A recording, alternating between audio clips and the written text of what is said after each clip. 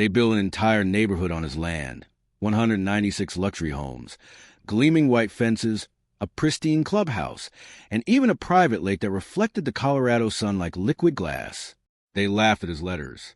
They ignored his warnings. They called him that confused old man who doesn't understand property law. They built playgrounds where his grandfather once plowed wheat. They paved roads over the creek where his mother used to fish. And when the time finally came to hand over the deeds, the day they thought they would finalize their $1 million victory, he stood up in court, reached into a worn leather folder that looked older than most of the people in the room, and pulled out his deed instead. No shouting, no threats, no grand speech. Just one quiet man holding the document that could crumble everything they had built, brick by brick, lie by lie. Because sometimes revenge doesn't need noise. Sometimes all it takes is a signature from the past. When Samuel Green's father passed away, he didn't leave behind much in the way of wealth. No fancy car, no stocks, no inheritance worth fighting over. Just an old, cracked leather ledger, a set of keys so rusted they barely turned, and a folded note that smelled faintly of tobacco and thyme. It said, "Never sell the land. It's your family's root." That land, 67 acres of Colorado earth, had been the Green family for nearly a century. Acres of rolling hills that glowed gold at sunrise, cottonwoods swaying near the creek, and the old barn his grandfather built by hand still standing like a monument to hard work and quiet pride. Samuel had grown up on that soil. He could still remember the sound of gravel crunching under his father's truck tires and the way the air smelled after rain, a mix of pine, dust, and something unexplainably home. But life, as it often does, carried him far from it. Now in his 40s, Samuel lived in Oklahoma, working long hours as construction foreman, building houses on other people's land while his own sat empty 3 states away. He sent his yearly property tax payments, kept a local caretaker on retainer, and told himself he'd move back someday. That someday came crashing sooner than he expected. It was a Tuesday morning, the kind of day where everything felt normal until it didn't. Samuel was halfway through his first cup of coffee when the phone rang. "Mr. Green," a polite voice said, "this is Amanda from the Larimer County Clerk's office. We just need a clarification about your parcel records." Samuel leaned back in his chair. "My parcel?" "Yes, sir," she replied. "We have a development permit filed under your area, something called Silver Peaks Estates. We just need to confirm you authorize this." Samuel's brow furrowed. "Authorize what?" "My land's not for sale." There was a pause, paper rustling on the other end. Then her voice softened. "Sir, according to these permits, they've already broken ground." Samuel sat up straight. "Broken ground? You mean construction?" "Yes, sir. Roads, foundations, it's an active build site. The developer listed your acreage under their name." For a long moment, Samuel didn't speak. The refrigerator hummed quietly in the background. The sound of a distant lawnmower buzzed through his window. Then he said, almost to himself, "That can't be right. My father, he never sold it." Amanda hesitated again. "Mr. Green, you might want to come down here." Samuel looked out the window at the morning sun spilling across his small Oklahoma backyard and felt something inside him go still. His father's voice echoed in his memory, quiet and firm. "Never sell the land." He hung up the phone, heart pounding, and whispered, "They're building on my family's land." The drive from Oklahoma to Colorado took nearly 12 hours. 12 hours of silence, disbelief, and building anger. Samuel barely remembered the miles passing. Every time he blinked, he saw the same image in his mind. His father's handwriting on that yellowed note. Never sell the land. By the time he reached the outskirts of Fort Collins, dawn was breaking over the mountains. The sky was painted in orange and violet streaks, and the air had that crisp, thin chill that only Colorado mornings have. But when Samuel turned onto the narrow gravel road that used to lead to his family's pasture, the sight before him didn't make sense.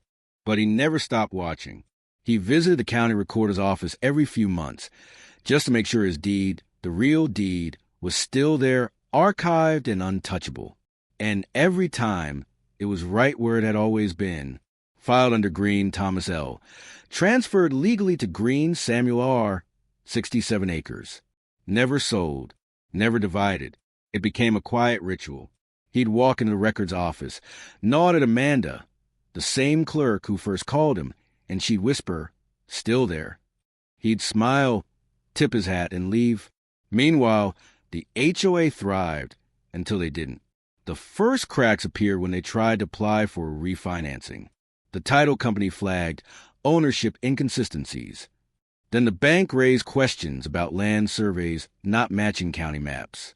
And when the HOA president, Dana Matthews, a sharp, confident woman who liked to talk down to people, brushed it off, Samuel knew it was time. He waited until the day they filed their request for a full title confirmation, the legal step that would make Silver Peaks officially theirs. When he got the notification from the county, Samuel didn't smile. He just folded the letter, slid it into his jacket pocket, and whispered, "All right, Dad, let's finish what they started."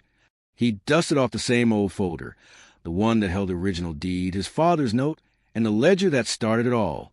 2 years of silence had turned into power. They'd built their dream on someone else's land, and Samuel was about to remind them who really owned the ground beneath their feet.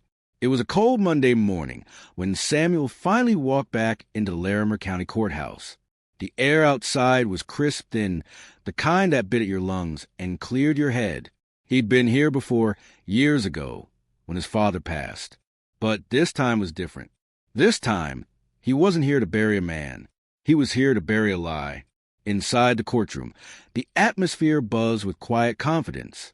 The developers were there, sharp suits, shiny shoes, smug expressions, sitting beside the HOA board members. At the center of them all was Dana Matthews, the HOA president, dressed in her signature red blazer, smiling like a woman who thought she had already won. They'd come prepared. Stacks of binders, glossy photos of homes, and thick legal documents filled their table. To them, this was a formality, just one last signature to make everything official. Case number 22 to 184, the clerk announced. Silver Peaks Homeowners Association versus Larimer County Title Office regarding land title confirmation. The judge, a tall, soft-spoken man with kind but tired eyes, adjusted his glasses. "All right, let's begin." The developer's lawyer, a confident man with a practiced smile, stood first. "Your Honor, the HOA seeks formal recognition of the Silver Peak subdivision titles. The development has been complete for over a year. All permits were filed, homes sold, and taxes paid. We're simply finalizing record ownership of the land." The judge nodded. "And are there any objections to this petition?" That was when Samuel stood. He didn't wear a suit, just a clean shirt, dark jeans, and his old brown boots. He looked like a man who had worked with his hands, someone who didn't belong in a room full of polished confidence. But the moment he opened his mouth, the room shifted. "Yes, Your Honor," Samuel said, voice steady but calm. "I have an objection." The lawyer looked irritated. "And who exactly are you, sir?" Samuel set his worn leather folder on the table. "Name's Samuel Green," he said, "and I own the land you built your homes on." A ripple of laughter ran through the room. A few HOA members exchanged glances, smirking. Dana leaned forward, crossing her arms. "Mr. Green, with all due respect, this development was legally purchased. The county approved it. You're mistaken." Samuel's eyes didn't move. "You sure about that?" He opened the folder and slid a single, yellow document toward the clerk. "This is the original deed," he said. "Filed in 1972 under my father's name, Thomas Green. Transferred to me upon his death. Never sold, never subdivided, never released." The judge leaned forward, taking the paper, his brow furrowed as he scanned it. Then he looked at the developer's lawyer. "Counsel, do you have any documentation refuting this deed?" The lawyer flipped through his papers, his confidence beginning to crack. "Your Honor, we have a quitclaim transfer from 2018, signed by a company called Green Holdings, LLC. Samuel didn't even blink. "Never heard of them." "Because they don't exist. That a forgery filed under a false entity 2 years after my father's death. The judge's expression hardened. Do you have proof of this? Samuel nodded. County records. And a certified statement from the state business registry confirming no such company was ever active. He handed over the documents. Calm as ever. Dana's face drained of color. The lawyer shuffled through his binders, now sweating. The judge's gavel tapped once. Mr. Green's documentation checks out. The judge said slowly, the land these properties are built upon is legally his. The silence that followed felt heavy enough to crush the air out of the room. The developer shot to his feet. This can't be. We built 200 homes there. Samuel turned his gaze on him. Then I guess you should have checked who the land belonged to before you started building. The courtroom erupted, gasps, murmurs, disbelief. Reporters whispered, scribbling notes. Dana tried to regain control. But the homeowners, what happens to them? The judge looked over his glasses. Legally, they've purchased homes sitting on land they do not own. Mr. Green has full rights to negotiate terms, including restitution or reacquisition. Samuel nodded slowly. I'm not here to kick families out of their homes. I'm here to hold the people who stole from me accountable. The developers, the ones who ignored every warning and built their empire on someone else's soil. He paused, his voice low but firm. And today that empire ends. By the time the hearing adjourned, the developers looked shattered, pale, defeated, whispering furiously into their phones. Dana didn't say a word as she left. The HOA board followed her out in silence, faces ashen. Samuel sat for a moment longer, alone at his table. He opened his father's ledger and traced a finger over the fading handwriting inside. Property notes, boundary sketches, and one line written in his father's unmistakable scrawl. Land remembers who it belongs to. He smiled. For the first time in years, the weight in his chest lifted. Outside, the cold wind cut through his jacket. But it felt clean, like the kind of air that comes after a storm. And as he walked down the courthouse steps, past the flashing cameras and stunned reporters, he didn't stop to answer questions. He just said one thing.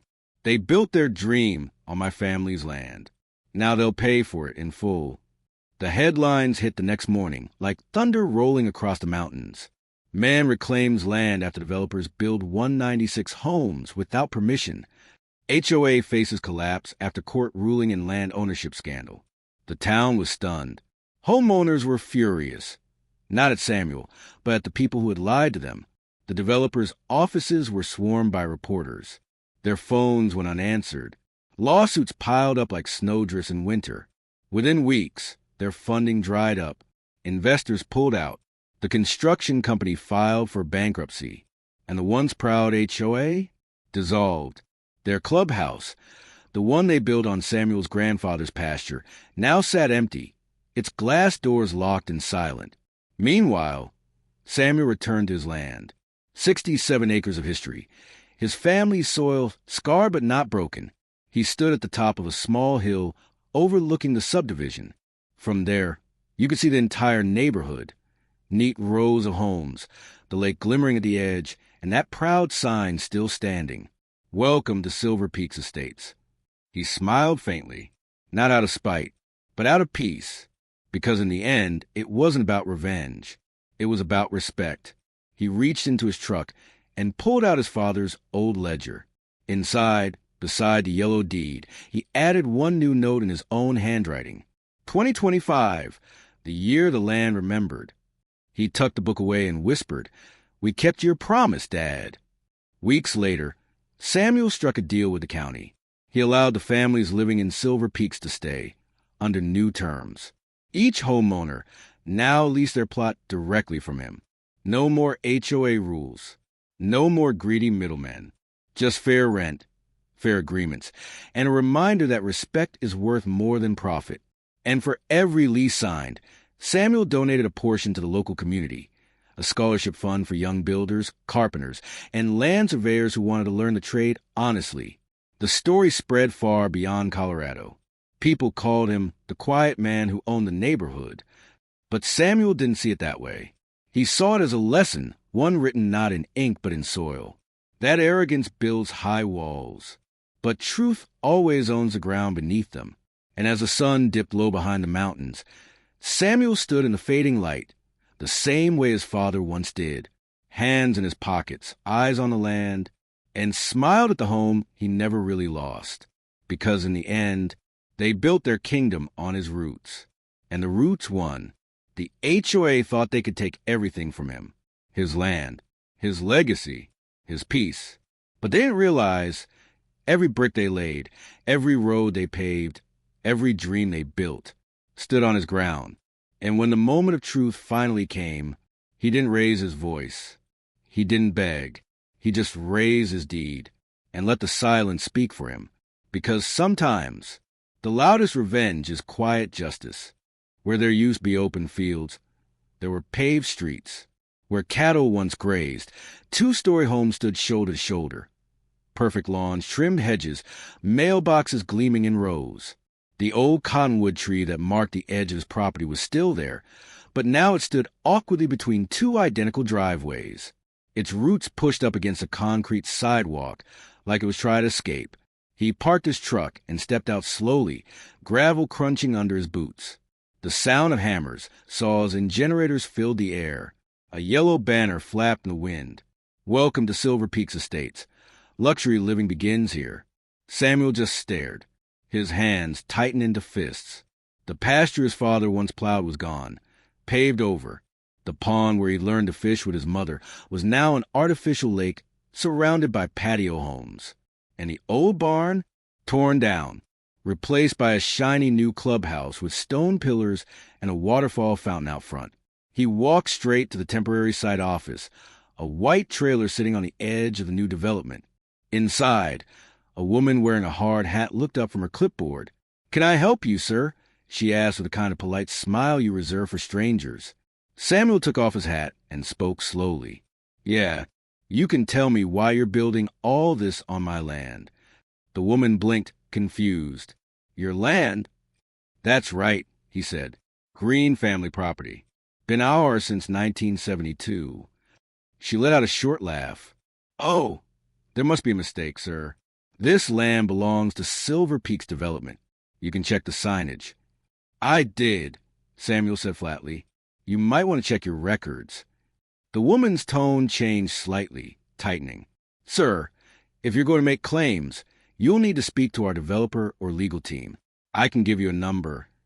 "I don't need a number," he interrupted. "I need someone to explain why you're pouring foundations on private land." At that, a man in a reflective vest and expensive sunglasses stepped out from the back of the trailer. His expression carried that same smug confidence that Samuel had seen 1,000 times, the look of someone who thought money made them untouchable. "I'm the site manager," he said. "What seems to be the problem?" "The problem," Samuel said, stepping closer, "is that you're trespassing on 67 acres of land that don't belong to you."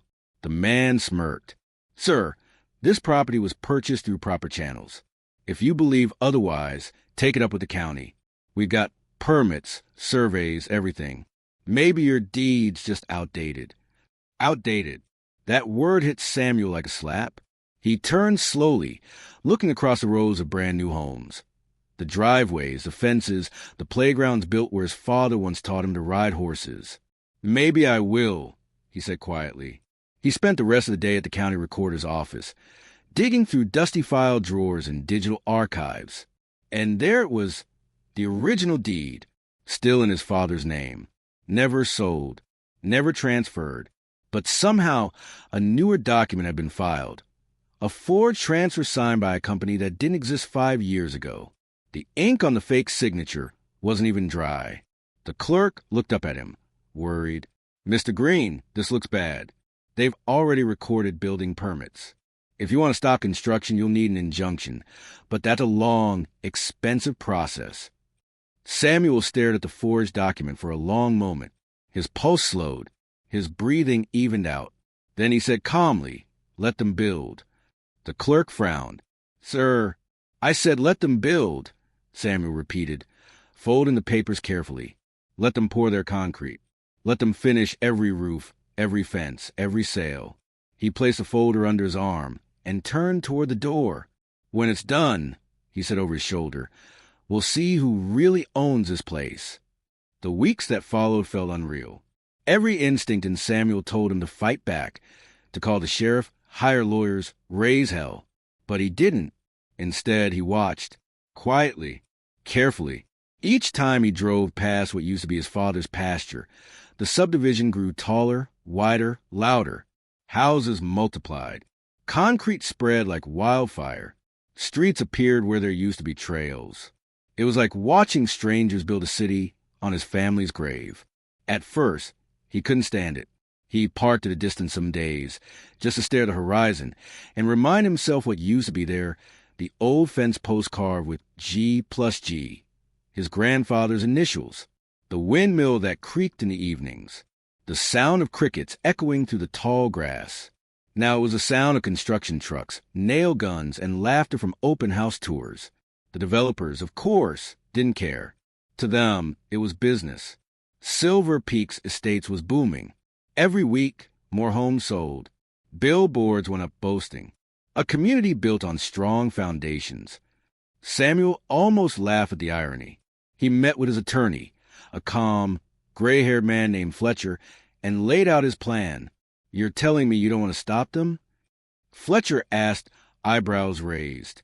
"You're just going to let them finish?" Samuel nodded. Every nail, every roof, every sold home. "Why?" Samuel looked down at the old ledger he carried everywhere, his father's ledger, and said quietly, "Because you can't sue what doesn't exist yet. Let them make it real. Let them make it valuable. Then I'll take back what's mine with interest." Fletcher leaned back, a slow smile forming. "That's cold." Samuel met his eyes. "It's justice." Months passed, then a year, then two. By the time Silver Peaks Estates was complete, it was the pride of the county. 196 homes, a shimmering artificial lake, a playground, and a private clubhouse that gleamed at sunset. The developer had cashed out and moved on. The homeowners had formed their own HOA, complete with president rules and monthly meetings about landscaping and mailbox colors. And through it all, Samuel stayed invisible.